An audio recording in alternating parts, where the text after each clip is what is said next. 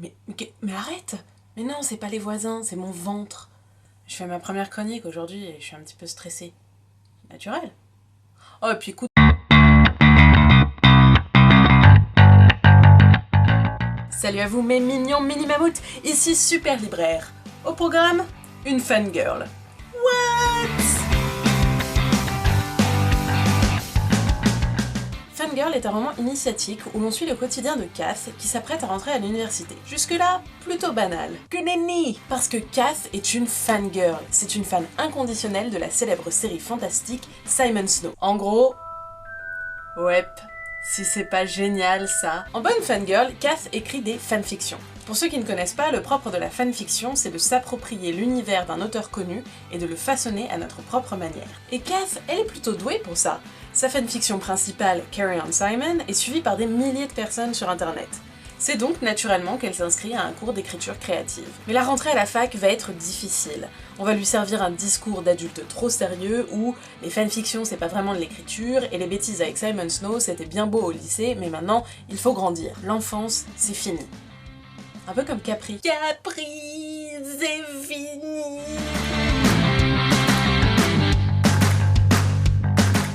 De manière générale, je suis amoureuse de ce roman. Les personnages ont tous leur propre personnalité. Ils ont une profondeur et un intérêt à l'histoire, même lorsqu'ils n'apparaissent que pour quelques pages. On s'identifie à chacun d'eux parce qu'ils ont tous du caractère et on s'attache très facilement. L'histoire est de celle où il ne se passe rien, ça parle d'une vie ordinaire.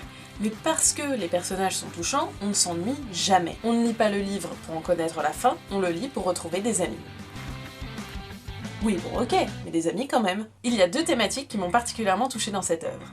La famille et la phobie sociale. Rainbow Rowell traite ces thèmes de façon très réaliste. On a une famille avec des défauts qui parfois peut être bancales, un personnage qui a du mal à s'intégrer et qui doit lutter contre elle-même, et pourtant l'auteur ne les aborde pas de façon négative et elle ne tombe jamais dans le pathos. En fait, elle montre toujours qu'il existe une porte de sortie. Et c'est ça qui me plaît.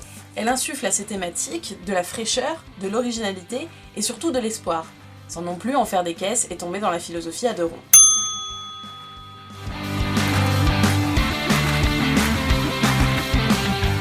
Pour moi, Rowell a cette immense qualité d'être une auteure invisible.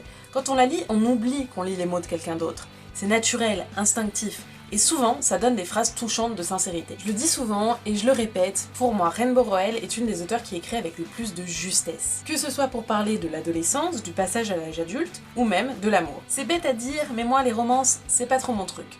Souvent, je n'y crois pas, et la plupart du temps, je les trouve superficielles. C'est jamais le cas chez Rowell.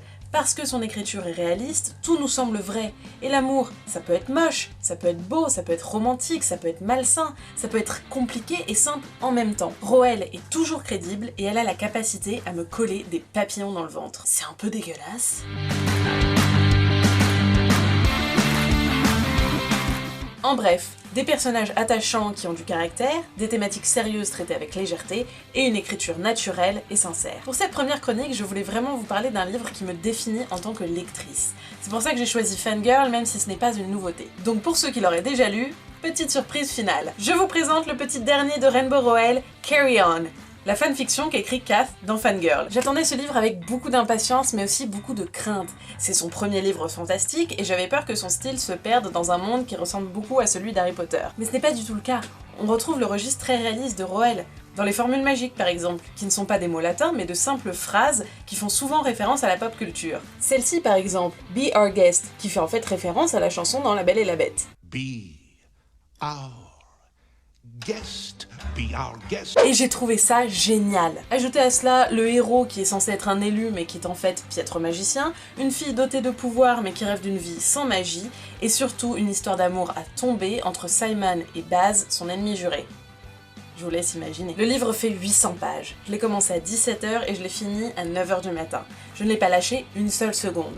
Donc si vous aimez Harry Potter ou le style de Rainbow Rowell, n'hésitez pas, je vous le conseille sincèrement. Si vous avez lu des livres qui vous ont autant marqué ou qui traitent des mêmes thématiques, n'hésitez pas à les partager dans les commentaires. Et si la vidéo vous a plu, soyez fifou, abonnez-vous!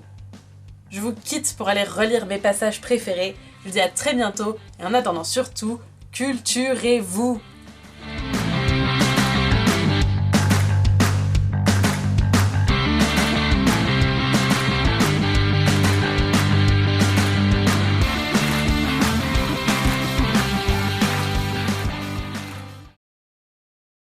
abonnez-vous. On dirait un slogan communiste.